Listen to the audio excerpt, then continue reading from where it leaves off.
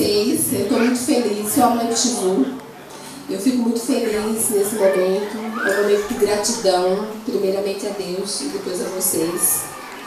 É uma coisa muito linda estar aqui participando com vocês, né? Me sinto super feliz de estar aqui. E a felicidade maior que nós temos é a felicidade com Jesus.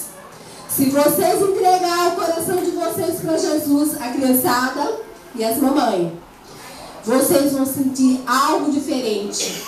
Porque o Espírito Santo, ele toca nos nossos corações e abre a porta. Se vocês abrirem a porta, ele entra e faz a morada no coração de vocês. Faz a transformação.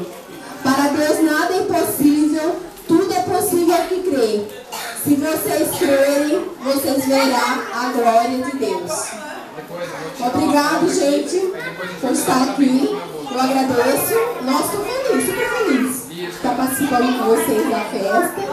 Que Deus abençoe vocês. Que dê a bênção para vocês a cada dia mais e mais. Que vocês sejam abençoadas. E que vocês comecem a agradecer a Deus. Que através do agradecimento vai vir a bênção. Conforme a vontade de Jesus. Jesus é lindo para vocês, gente. Aceita Jesus, que Jesus fará morada no coração de vocês.